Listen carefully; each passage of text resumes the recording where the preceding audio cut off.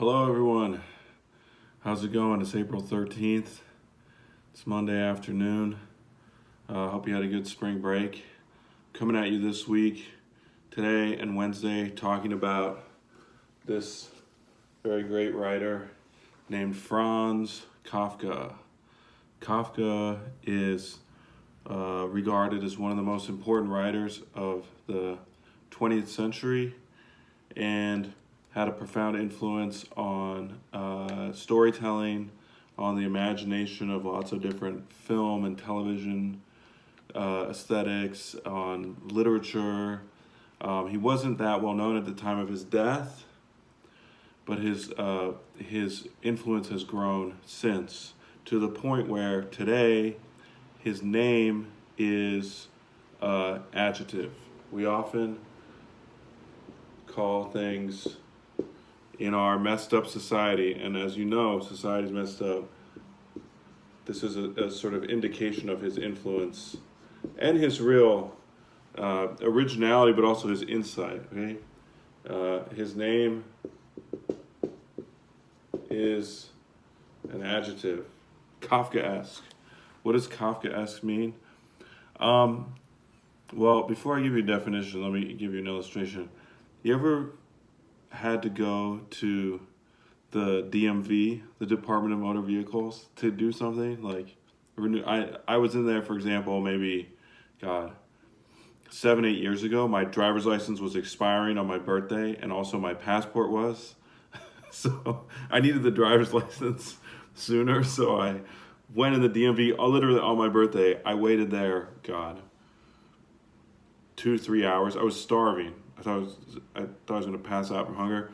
I waited in probably 3 or 4 lines. There comes a point in the midst of waiting there where you're just like, this is never going to end. I'm trapped here forever. Those kinds of experiences. For example, you ever been owed or forgot to do a payment to CUNY, or like got dropped from some class and you're like, what the hell happened? And you run to some office and they send you to another office and they send you to another office, and pretty soon you're sent back to the first office and you have no idea like whether you're making progress or anything. These are Kafkaesque experiences. Okay, these are Kafkaesque experiences.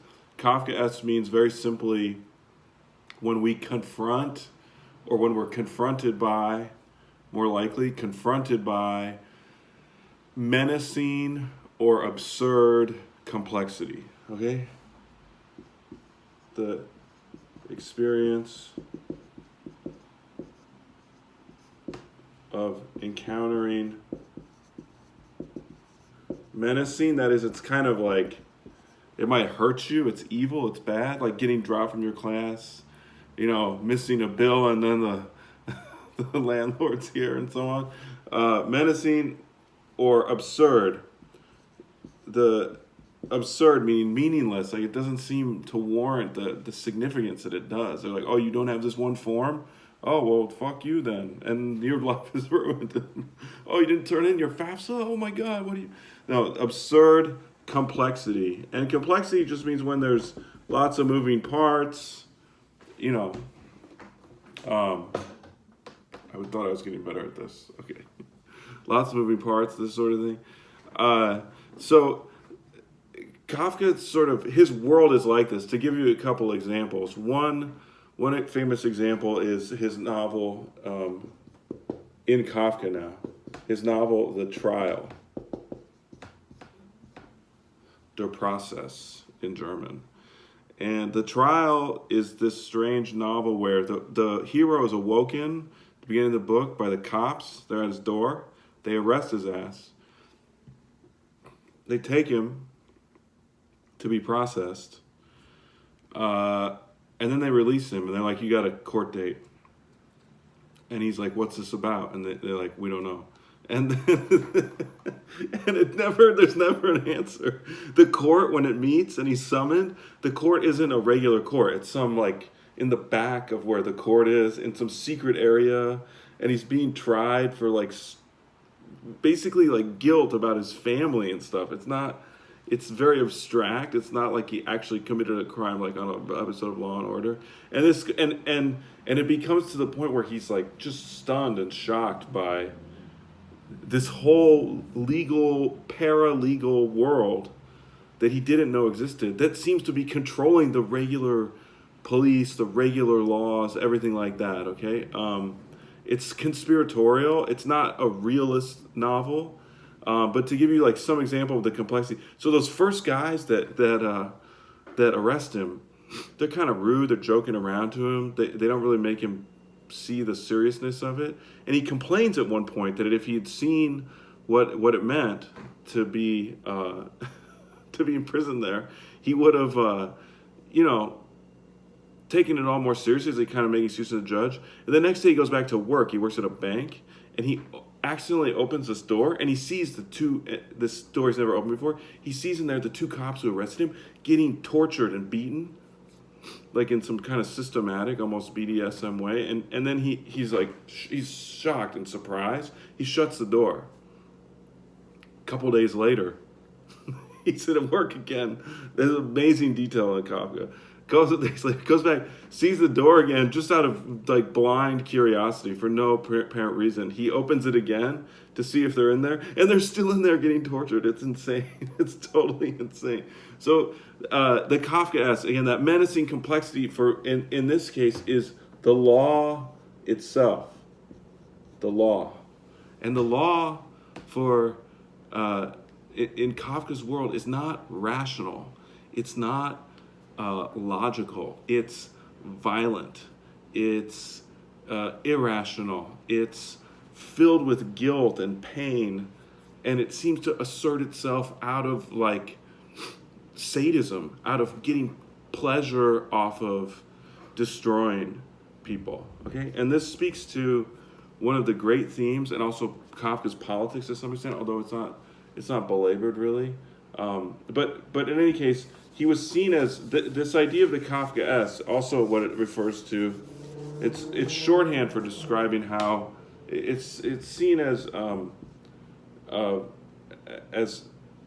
having foresight that is seen in advance. All these ideas, all these political foresight, these political realities in the 20th century of authoritarian society, and so like Hitler and Germany and that sort of stuff, Nazi Germany, authoritarian society, and also totalitarianism, which is a fancy word for what it was like in Stalinist communist Soviet Union. So I'm going to come back at you with another video, but the last thing I'll say about Kafka here, I'm going to come back with another video about the main themes in Kafka. The last thing I'll say about Kafka here is just that he's part of a larger movement in the arts and in culture. This larger movement called, he represents literary modernism. And modernism is the next step in these cultural periods we've talked about.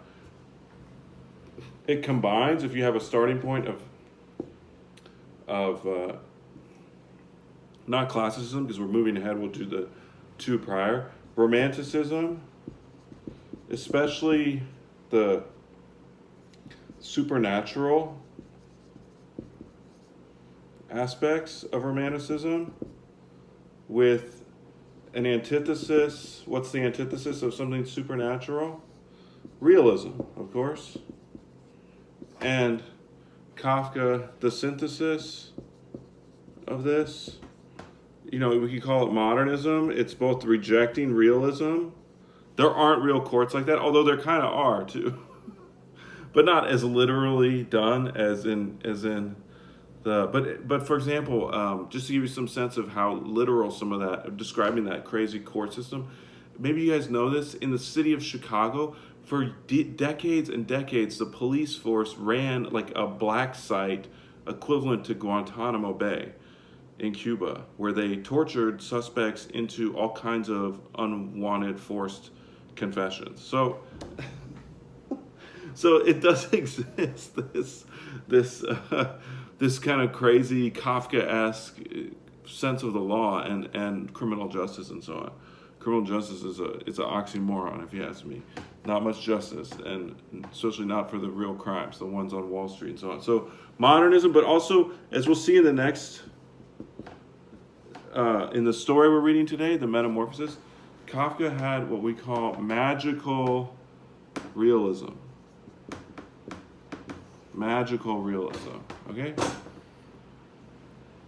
I'm sorry that I'm a little all over the place with the board today. It's just never going to be okay fully. But hopefully you can read that okay. I have trouble reading it because it looks backwards on the screen as I'm seeing it right now.